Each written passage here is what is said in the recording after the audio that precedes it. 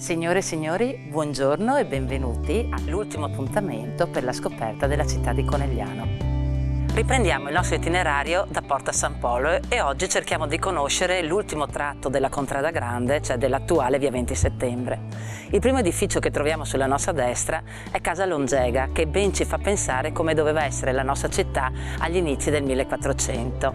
È una casa che è stata decorata prevalentemente con formelle di cotto, probabilmente di origine più antica dell'edificio stesso, che appartengono a tre tipologie diverse.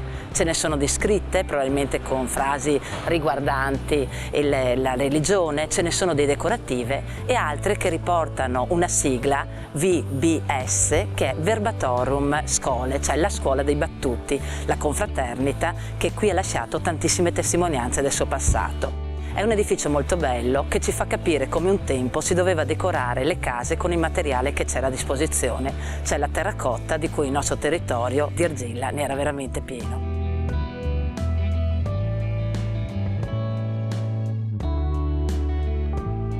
Contiguo a Palazzo Longega troviamo il bel Palazzo Sarcinelli che risale all'epoca rinascimentale. Infatti fu terminato dal nobile Simon attorno al 1518, terminata la guerra della Lega di Cambrai che tanti danni aveva prodotto il nostro territorio.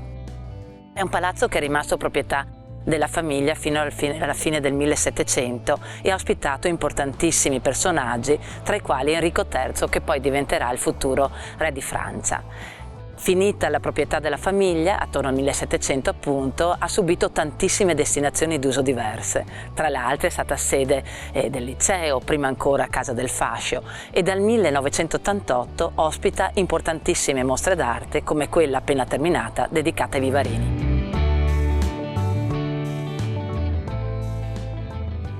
Alzando gli occhi lungo la via si possono trovare importanti testimonianze di quella che era la famosa Urs Picta, la città dipinta.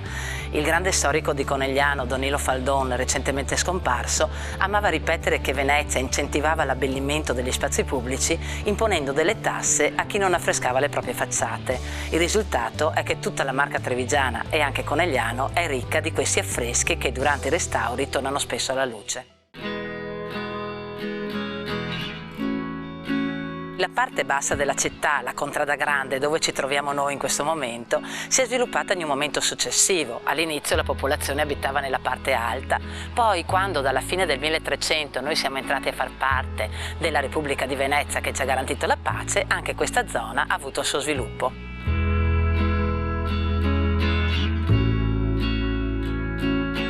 Questo bel edificio che dal 1925 ospita un albergo è stato costruito quale sede del Monte di Pietà, l'istituzione che prevedeva il prestito in cambio di interessi alle persone indigenti della popolazione locale.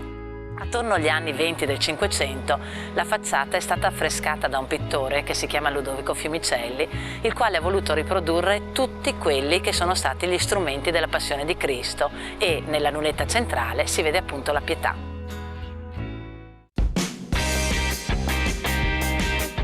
Benvenuti a Conegliano, benvenuti sulla terra del Prosecco e benvenuti al Best Western Hotel Canon d'Oro.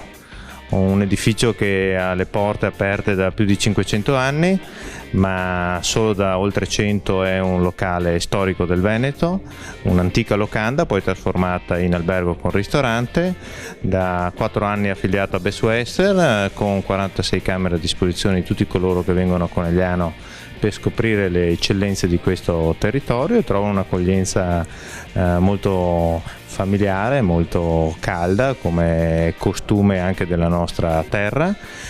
Qui a disposizione di tutti coloro che, ripeto, colgono l'occasione del Prosecco, delle mostre d'arte, degli scorci del centro storico per scoprire questa terra che noi riteniamo sia bellissima e che debba solo essere scoperta. Un'occasione, ovviamente un albergo per farvi vedere anche le nostre proposte, le nostre soluzioni e tutti i nostri servizi.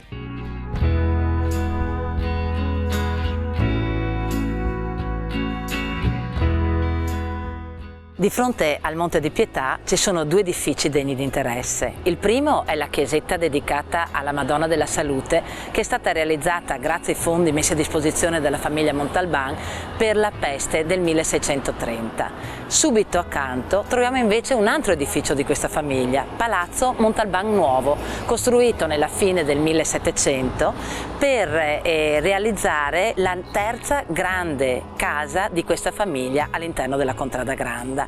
Questo edificio è particolare perché è fornito di due facciate, una che prospetta su via 20 settembre, l'altra su via 11 febbraio, e i sassi di fiume che si trovano nel portico centrale ci dimostrano che questo edificio era stato costruito per essere attraversato dalle carrozze. L'architetto che ha realizzato la facciata è il conte Andrea Zorzi, che ha fatto un edificio di forma curvilinea per adattarsi all'antica struttura muraria della città.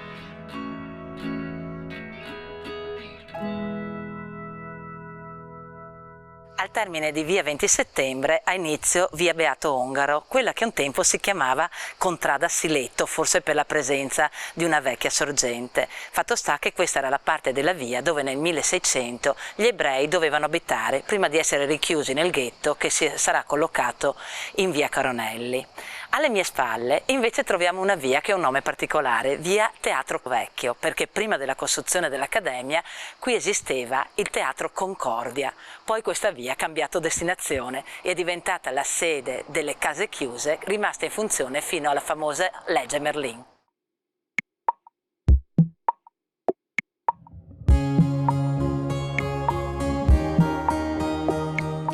Il signor Giuseppe vi può attendere in questo suo bellissimo angolo dedicato all'arte, Lucchetta con le cornici, e un servizio dedicato appunto alle belle arti in genere.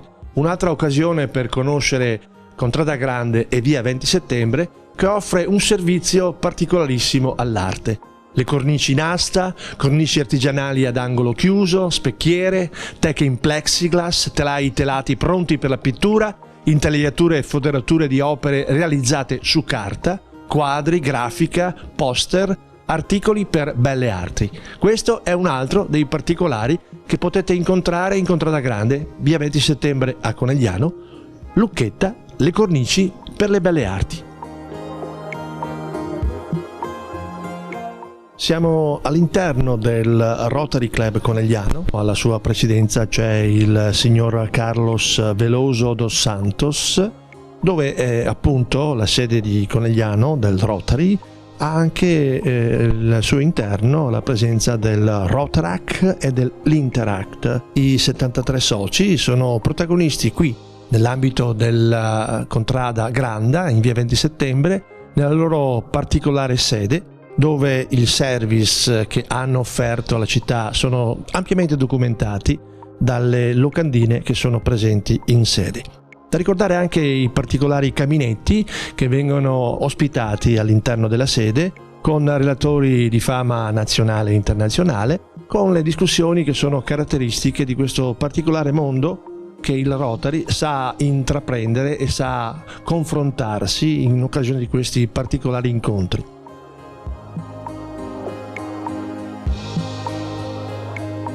Mondi straordinariamente nuovi, arte per l'arte, e oggi siamo all'interno di un laboratorio di restauro. Siamo in Ocra Gialla, appunto un restauro e conservazione di opere d'arte, e per conoscere meglio adesso sentiamo Barbara, che è l'operatrice all'interno di questo straordinario angolo dedicato all'arte. Ocra Gialla è un laboratorio di restauro che vive da 18 anni a questa parte, condotto da me in collaborazione con altre persone. Ci occupiamo prevalentemente di dipinti su tela, ma con il tempo e con le esperienze precedenti ci stiamo occupando anche di scultura lignea, di cornici, quindi recuperiamo quello che di antico e che la storia ci lascia, il nostro passato. È un lavoro che dà molta soddisfazione e lo consiglierei a chi ha un po' di sensibilità verso l'arte, soprattutto alle nuove generazioni.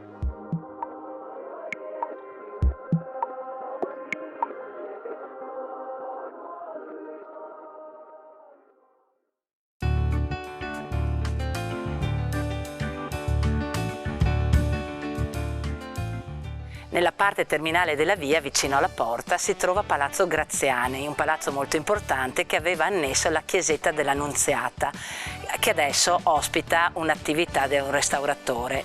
La bella pala del Pozzo Serrato è oggi conservata nel Duomo cittadino. La Calle Scotto de' Scotti è più conosciuta dai coneglianesi come Calle degli Asini. Questo perché c'è stata una leggenda, priva però di fondamento storico, che raccontava che i trevigiani, battuti dai coneglianesi, erano stati costretti a portare i vincitori a spalla fino in cima al castello. Storicamente questa via, insieme alla Calle della Madonna della Neve che si trova dall'altra parte della città, erano i due collegamenti che mettevano in connessione la parte alta, fortificata, la parte bassa della città che aveva una funzione prevalentemente commerciale. La bellezza della nostra stimatissima via 20 settembre nell'ambito di Contrada Grande ci ha fatto incontrare diversi angoli molto particolari, ma direi che ogni tanto c'è anche il momento di un buon aperitivo. E allora vi voglio presentare il bar La Torre. Andiamo a salutare Sara.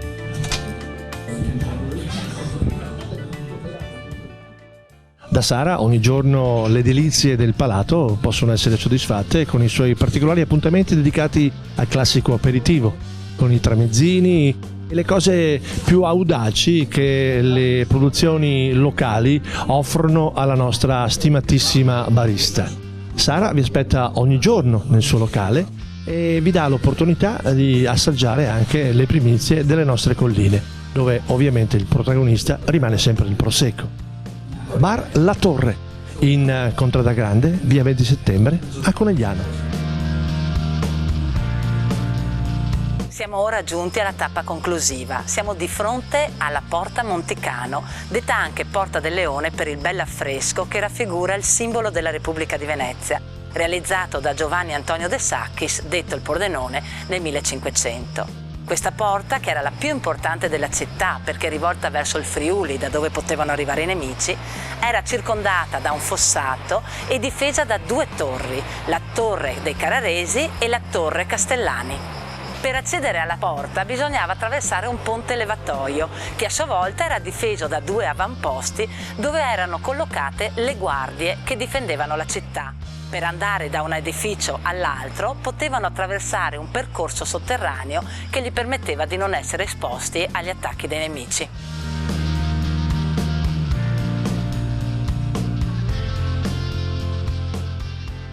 Così si conclude il nostro viaggio. Questo è l'ultimo dei 3 appuntamenti dedicati alla Contrada Grande, la parte più bassa della città di Conegliano. Ma le gemme conservate nel nostro territorio sono davvero tantissime. E a voi, pubblico curioso, che ci avete seguito in questo viaggio, possiamo dare appuntamento per nuove avventure e nuovi viaggi in un prossimo futuro. Grazie ancora e arrivederci.